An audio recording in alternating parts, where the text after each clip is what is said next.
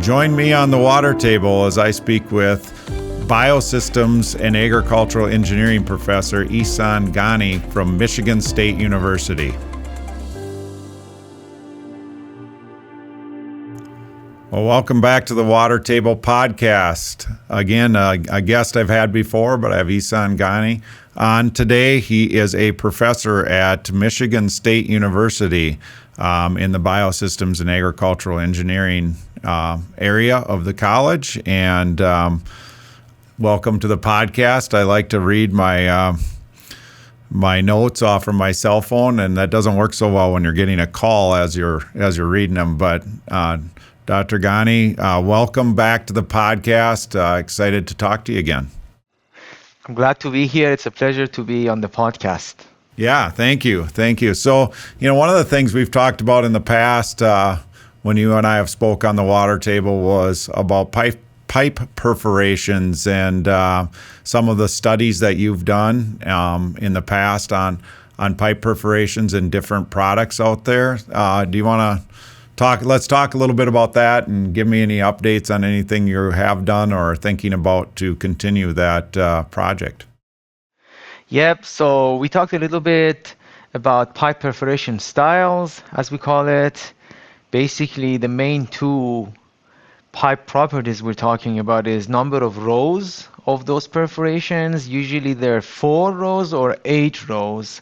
Another one that we talked about was having sand slot versus knitted sock wrap pipe. That's what basically those two are the general things we talked about last time. And we, one of the drainage contractors I work with in Michigan, Lake Erie, we're looking into seeing if we could put the sock wrap pipe in a field and then compare it with a sand slot pipe and a regular perf, just so we can do a field real world experiment. Our experiment was in the laboratory, which still represents the field. It's a lot easier in the lab than the field. So that's something we're slowly, gradually making progress towards. Sure. Well, it'll be fun to continue to stay in touch on that and get some information as time goes on. Is that something that you feel like you will have any results by the end of 2024, or is it a longer project than that? Typically, all water projects take a long time. Yeah. Especially if it's field work. So by the end of hopefully 2025, then that would be okay. More confidence in that. Yeah. Sure. And that's just in one field right now, correct? Yes, it's just one field, kind of a low cost, because we don't really have a grant to do that. We're just doing because we're really passionate about finding, seeing those things from close. Sure. Just for fun. Sure. And what some people do for fun. I'm glad that that's fun to you because it's great results for us. So thank you. Really what I want to talk to you about today and have you on the podcast was about a paper you wrote and some findings on and kind of how you came about them, but they were a little bit surprising to me, and they were surprising to you too, because that was in the heading of the paper, just around the time frame of like 2012 to 2017 and then 17 to 22 on the amount of subsurface drainage that has been done in particular states throughout the Midwest. Can you talk a little bit about that? Yeah, so this is something that I had already had an idea that I wanted to write about as soon as USDA had released their report. And my expectation was when I read that, it's going to say, oh, okay, there was like 38% increase, 35 to 40% for Michigan, because the previous period from 2012 to 2017, there was about 38% for Michigan. I thought, oh, it's going to be roughly about the same. Then the numbers came back, and I was shocked. I was actually working on double checking, see, am I doing this correctly? And it was correct. We double checked, and we found a surprising trend, as you mentioned, that some of the states showed a decrease. And that's surprising and shocking, frankly, to be honest with you. Because you can't really, if you get statistics from the field for a state. You can't really just go in and rip tile out of the ground. It's already in, more is going in. How is it possible? So we are shocked, yes. And how did you how do they gather that data? Do you know? And then obviously you just take the data from USDA, but how do they gather that? Yeah, so USDA every 5 years they do the survey, and because this one was during the COVID, and then they didn't get much response back from the farmers to fill out the Census form, they extended the deadline. So that's why it's coming out a year later in like 2024. Usually it should have been released in 2023. So they try to ask more, and they gave it extension of the deadline. So some of the results, as I published on the news article, and I wrote that there were variations across the state, but generally things were very surprising. For example, in our state of Michigan, we had -4%, like it went down, which just does not make sense. I mean, Ohio, there are other states too, like Ohio went down to -6%. I have the numbers. Indiana -8%, Illinois -7%. I can keep going, but so the numbers are surprising. And just to be clear, you're looking at the increase, the 2012 to 2017 increase. Was that an increase over the previous 5 years, and then the same? Or how do they do that? Absolutely. So from 2012 to 2017, there was overall an increase in acreage of tile drainage in the Midwest. I mean, I can give you an example. Let's say in Iowa, 2012 to 2017 was a 12% increase in acreage of tile drains. But that was 2012 to 2017. And then when you look at the next period, which is 2017 to 2022, in Iowa it was -8. As an example, and other states following the same trend, it goes down, and it is surprising. We try to dig into what is happening. I can only guess. I don't have a definite answer because this is something that NASS, the National and NAS, has compiled and released, and so they have one of the things that they have that gives us a clue is this parameter. They call it coefficient of variation. So they say if this is a higher number, it means that there's more uncertainty or less confidence. And then when I looked at those, I'm going to give you an example. In Michigan, that number in Michigan was about 4.5% in that previous year. Which is really good, low, right? The lower, the more confidence, the better. But then in the new one, it was 87%. So huge uncertainty with their own data, and that they already define it on their website that this means this. So it's huge uncertainty. And overall, when you average all of the Midwest, you see that when you go to that previous period and this period, you see that number is higher, meaning that there's greater uncertainty this time around. And you know why this comes up? Because they explain this is very interesting, is that some don't return their survey, right? Sure. And when they don't, they have these statistical methods that these statisticians try to predict what would be the number from that. Sure. And then their prediction has this estimate that says, okay, how much uncertainty is there, which is the one I mentioned, that it's greater now because there's less people responding. And actually, that was true because the number of people who actually wrote down their responses in the previous time, 2017, it was 72% responded, but this time around only 62 responded, 62%. So that may explain, I can only guess, that this could be the main cause of this. Sure. You get just not enough of a consistent response to really know where it's at. But it still is very interesting to get that feedback and to try to correlate whether you're yeah, in the research industry and helping out through research, or whether you're in pipe production like we are, or others connected to this industry, is what does this mean, and how do we respond to that need? Exactly. It is a very useful data. It shows, like you mentioned, it shows the trajectory of the growth of tile drainage and in what areas. And that is important. What areas are getting the greatest growth? Because with that, I'm sure the government can allocate, conservation drainage, because that's what we do, right? We talk about conservation drainage practices all the time. So if the tile drainage conventional system goes in the ground, and the spread distribution of it, then this is the areas we need to talk about control drainage, saturate buffer, and so on. Sure, sure.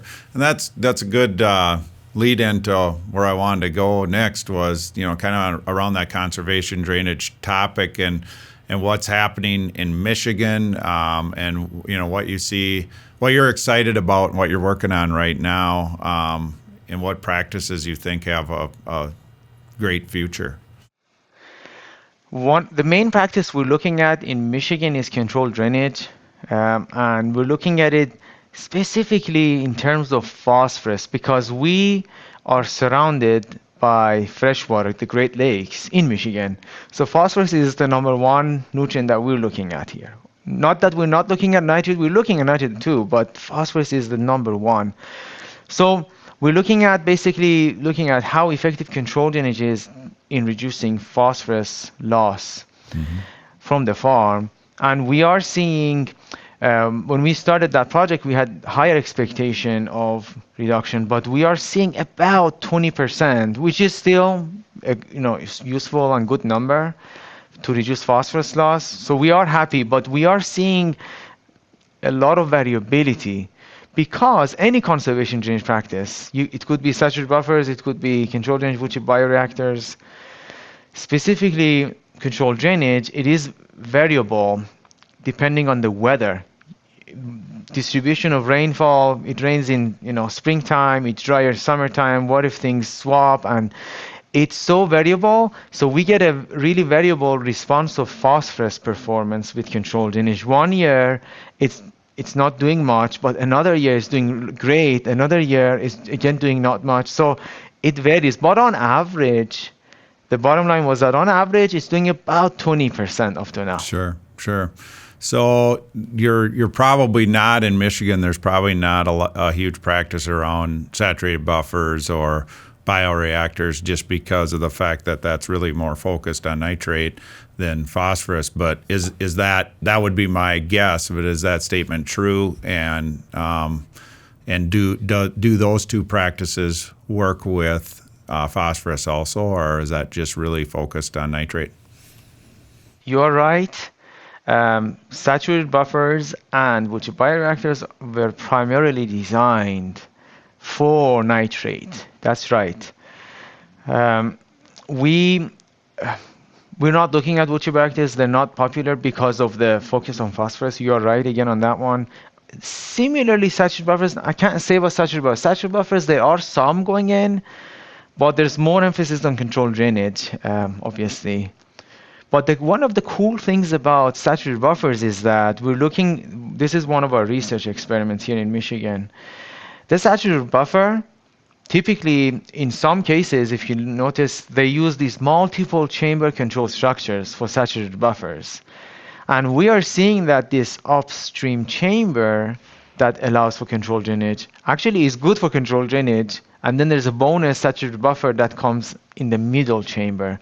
So we are seeing some of that, which we are excited about. Mm-hmm, mm-hmm. And are you doing most of your controlled drainage practices in the eastern area of Michigan, where the land is flatter and easier to put that practice on?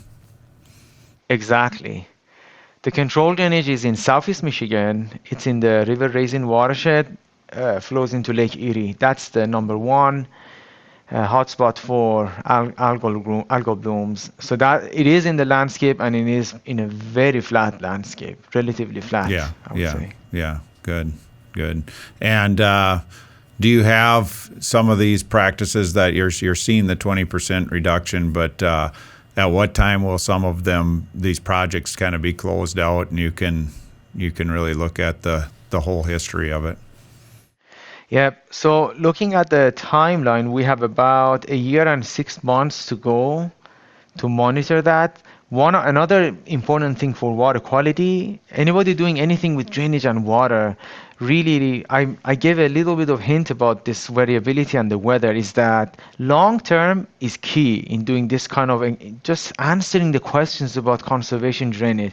If we do just 1 year and it's a weird dry, like in non-growing season, and then growing season is wet, then we're getting something just out of normal.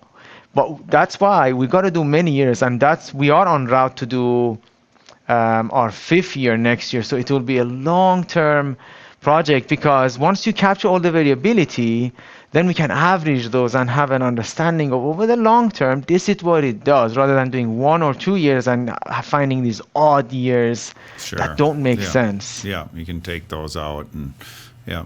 I'm going to just switch gears here because I was thinking, and I kind of want to ask this question and see what kind of changes there may have been. But how long have you been at Michigan State?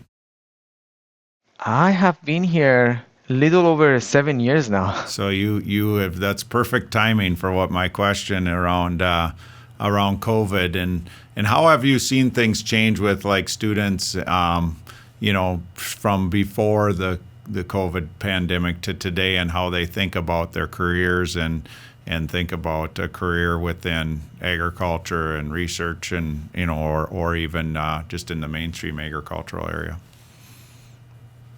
I would say these days, our students, my students, they're really excited about seeing how variability in the rainfall throughout the season affects drainage. Because that's a really big question we're looking at, because we're getting drier summers, and climate scientists are predicting the summers are going to get drier.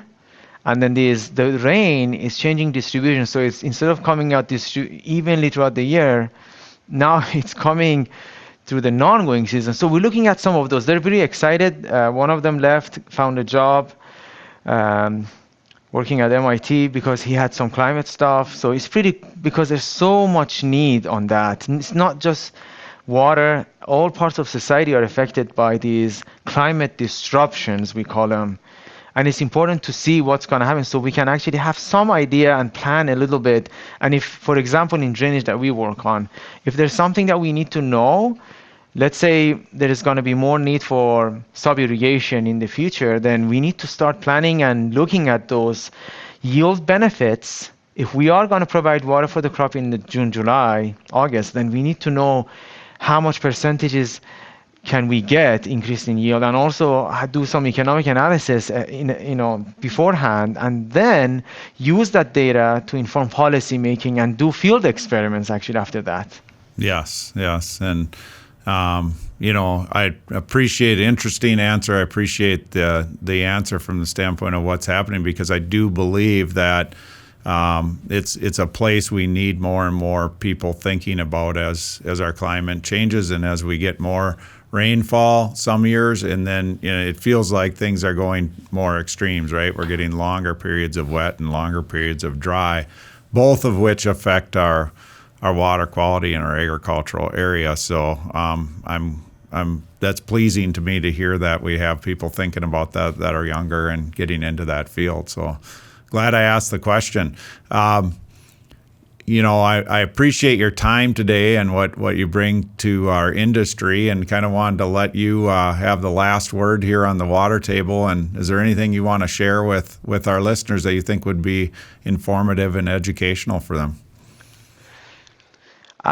So if people are interested in saturated buffers and controlled drainage, in our first phase of project, we're making a decision support tool to be able to design saturated buffers and quantify the nitrogen removal benefits based on site-specific properties. It's like I'm sure the viewers have use the web soil survey from NRCS. We're developing something similar where you can zoom in on your own farm, specific farm, you can get an estimate of saturate buffer performance. Because we're moving away, we're trying to move away from this one size fits all solution, because one farm is different from another farm. Right. That's the saturate buffer. It's coming up, and then hopefully we're working on making a second tool for control drainage. That is really one of the top practices that is been going in the ground in the Midwest. So having both of those two to help people design them, put them in ground, to see how useful it is in their own backyard, on their own farm. Yes, yeah. I appreciate that, and appreciate what you do for the industry. So thank you, Dr. Ghane, for joining us today on the Water Table, and we'd like to stay in touch and hear what's going on at Michigan State and in your world of biosystem and agricultural engineering. Thank you for having me.